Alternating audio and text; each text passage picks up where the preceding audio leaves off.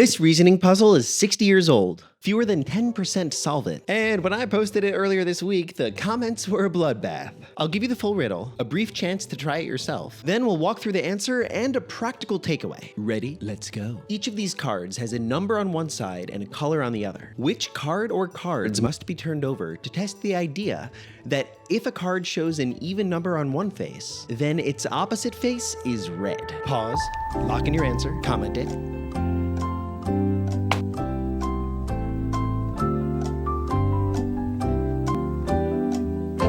Let's go. If you said 8 and red, congratulations! You picked the most popular wrong answer in my comments. Your brain went looking for the cards that could confirm the rule. That's confirmation bias, and this test was literally built to trick you with it. 17 of you said just flip them all, which works, but that's sort of like kicking everyone out of the club to prevent underage drinking. Speaking of which, last video I reframed the riddle to a form that our brains evolved much better to handle. You are a bouncer in a bar, and you're gonna lose your job unless you enforce the following rule. If a person is drinking beer, then they must be over 20 years old. Each card has a person's age on one side and what they're drinking on the other. Which cards do you need to flip to make sure that nobody is breaking the law? I'll give you a few seconds. Now it should be more obvious. You don't care what the 25-year-old drinks, and you check the 17-year-old. Is that beer? You check the rule and who could be breaking it. Which brings us back to the original cards. I intentionally swapped the color order to make you think. The rule abstracts down to an if this then that statement. The point is to test if the rule is true.